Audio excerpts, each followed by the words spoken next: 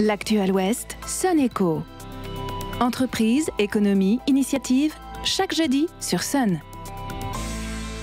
Et aujourd'hui, dans notre Sun Echo, on s'intéresse au secteur du tourisme, avec un type d'hébergement longtemps plébiscité par les jeunes et les petits budgets, mais qu'on croise de moins en moins. 3 amies nantaises en ont décidé autrement, en remettant au goût du jour la traditionnelle auberge de jeunesse. Aujourd'hui, je reçois 2 d'entre elles. Bonjour Anna, bonjour Jeanne. Bonjour.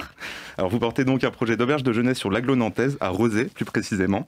Son nom, la Kaby Hostel. Est-ce que vous pouvez nous en dire un petit peu plus sur l'avancement du projet ? Bah carrément, nous ça fait activement 1 an qu'on travaille dessus. Là on a déjà réalisé un business plan, une étude de marché. Donc on a un peu pu confronter notre projet, notre idée avec la réalité du marché aussi aujourd'hui, post-Covid, tourisme, etc. Là actuellement on est en recherche de local. On veut se positionner sur un local, donc là on est en train de chercher des investissements et des financements. D'accord, donc vous avez des pistes déjà pour ce local Ouais, on a rencontré les propriétaires, c'est un projet qui les intéresse. Maintenant, il faut vraiment qu'on parle concrètement. Argent, budget, investissement et... Justement, j'y viens, c'est quoi les problématiques économiques qui se posent quand on veut monter un projet d'hébergement touristique ? Les fonds propres de départ, quoi. C'est quel argent tu vas investir pour assurer ton propriétaire, les banques, etc. Donc, tu as des personnes qui vont avoir une enveloppe de départ qui va être conséquente et du coup, mine de rien, ça va aller plus vite.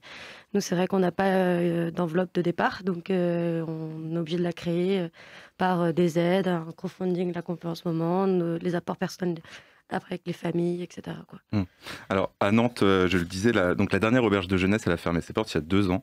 Est-ce que vous êtes parti de ce constat qu'il y avait une pénurie de logements abordables quand on vient visiter notre ville ? Bah totalement oui, puis quand on voyage on va directement en auberge de jeunesse, c'est des modes d'hébergement qu'on connaît bien et c'est vrai qu'à Nantes il n'y en a pas.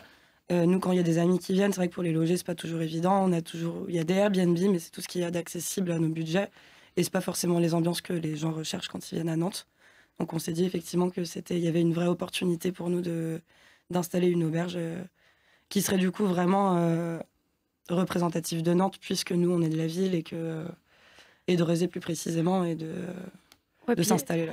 Il y avait ce truc aussi où l'auberge de Nantes, même des Nantais n'étaient pas si connus que ça. Il y a beaucoup de gens qui la connaissaient pas vraiment. Donc et on parle de l'auberge La Manu, celle de la Manu, l'ancienne, et elle était vraiment utilisée aussi beaucoup par des personnes qui trouvaient pas de logement à Nantes et allaient y rester pendant longtemps, etc. Il n'y avait pas vraiment la dimension touristique, on ne la connaissait pas tant que ça finalement là-bas. D'accord, donc c'était un logement d'appoint. Ouais, c'est ça. D'accord. C'est ça, ouais. Et vous, comme vous le disiez, vous êtes de Nantes, vous avez envie de faire découvrir la ville et puis de créer du lien social parce qu'en Airbnb, on n'a pas cette occasion-là. Exactement. Vous vous êtes quand même lancé dans cette entreprise en pleine pandémie. Est-ce que c'est un pari risqué pour oui. le tourisme?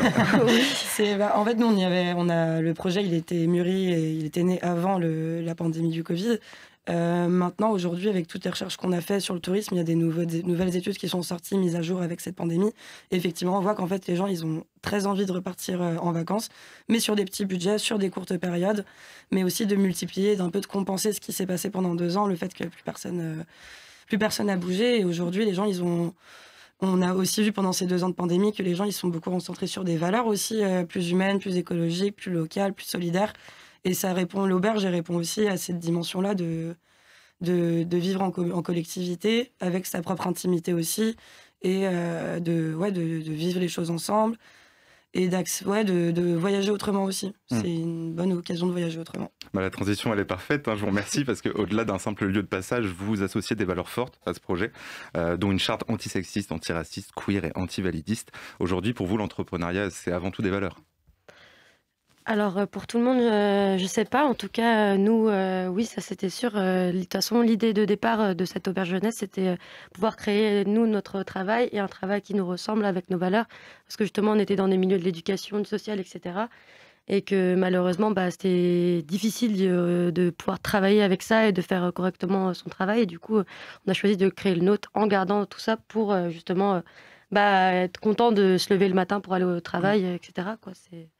C'est parti de là un peu aussi. Et créer aussi, nous on a beaucoup voyagé seul ou en groupe, et c'est vrai que trouver des espaces où on se sent bien, où on se sent en sécurité, c'est pas évident et ça demande quand même de penser le projet autrement. Et du coup, nous c'était vraiment aussi d'inclure ces valeurs-là dans le projet, concrètement, que ce soit pas juste des mots en l'air et que ce soit pas...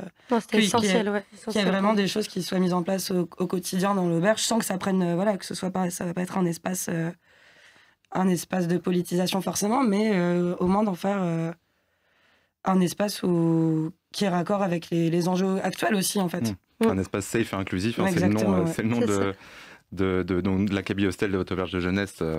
Donc le projet, il est en cours et vous prenez aussi un tourisme durable et responsable, je vous cite, hein, dans un espace safe et inclusif pour toutes et tous. Concrètement, comment ça va se traduire justement, si c'est pas que des jolis mots?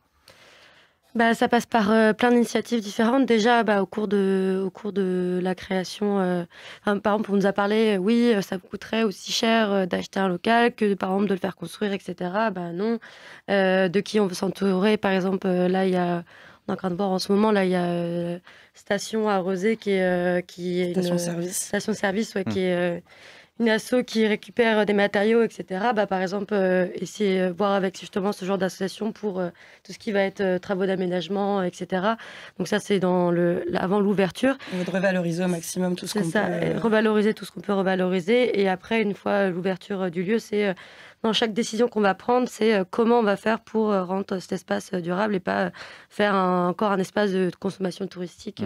Qui sont en désaccord avec l'auberge de jeunesse en soi. C'est ça, exactement. Mais du coup, ça peut passer par plein de moyens différents. Après, c'est difficile à l'heure actuelle de se positionner vraiment concrètement sur certaines choses, parce que ça va dépendre aussi du lieu qu'on va avoir. Nous, on aimerait faire du compostage, on aimerait revaloriser tous les déchets, etc., par exemple. Mais ça va dépendre aussi du lieu. Et ça se trouve, on va avoir des opportunités qui vont nous permettre de faire vraiment des trucs très changeants et peut-être différents sur d'autres points, quoi.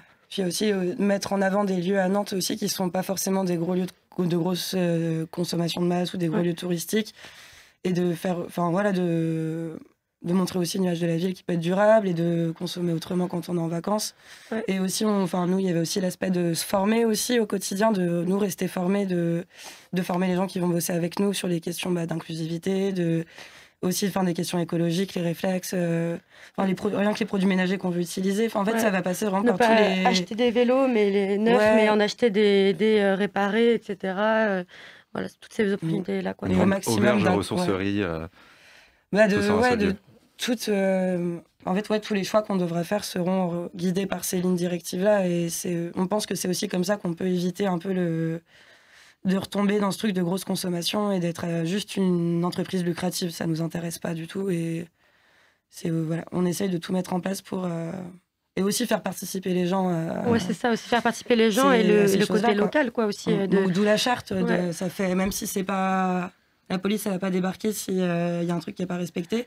C'est aussi dire, vous vous engagez... c'est aussi mettre les points sur les i dès l'arrivée, qu'il y a des choses qui sont tolérées et non. Et... C'est une autre vision du tourisme qui est de plus en plus plébiscitée. Comme vous le disiez, avec la pandémie, les gens ont envie de retrouver des valeurs, pas juste d'aller quelques nuits à un endroit. L'idée, c'est pas de consommer le lieu de la même façon qu'on consomme les objets, etc. C'est là, on veut pas que les gens viennent non plus pour consommer un lieu comme ça, arriver. C'est justement, on arrive à l'auberge et on participe aussi à la vie de l'auberge et à la vie du quartier. Nous aussi, orienter les gens qui vont venir dans les lieux que nous aussi, on affectionne, etc., pour leurs valeurs et tout. Ça aussi l'idée un peu, quoi. Après, quand on dit participer, les gens, c'est quand même des vacances. Oui. Bien sûr. Il n'y a rien qui sera demandé, mais c'est d'inclure au maximum. C'est pas du wifi. Oui, voilà. C'est. Alors, vous le disiez, vous passez par le crowdfunding, donc le financement participatif pour votre projet. Vous avez déjà passé un premier palier. Vous pouvez nous en parler ? On a lancé ça parce que du coup, c'est vrai qu'on fait face quand même à la problématique de l'argent, à nos fonds propres. On a 25 ans, on a été en études pendant longtemps, on a travaillé, mais pas assez. On a 27 ans. 27 ans. Voilà. Bon anniversaire. Merci. Mais oui, voilà. Et du coup, on a eu l'idée de faire ce crowdfunding. Et donc, on est content. On a passé un premier palier. Après, voilà, ce ne sera pas suffisant à l'heure actuelle, nous-mêmes. Mais par contre, c'est essentiel pour nous pour commencer à rémunérer des personnes sur le tour d'architectes, d'avocats, etc. Et pour l'instant, c'est que sur nos finances personnelles. Et on est 2 à être au chômage sur 3 en ce moment pour travailler sur le projet. Donc, c'était essentiel. Et puis, en même temps, c'est cool parce que ça nous permet de nous faire connaître auprès de plein de gens. Du coup, il y a plein de gens qui nous envoient des messages pour nous proposer de l'aide leurs compétences. Autre que de l'argent. C'est ça, exactement. Autre que de l'argent sur plein de domaines différents. Et du coup, nous, en plus, ça montre aussi aux autres personnes à qui on demandera l'argent plus tard que voilà, il y a des gens qui croient en nous aussi. Et oui, ça, c'est chouette, quoi.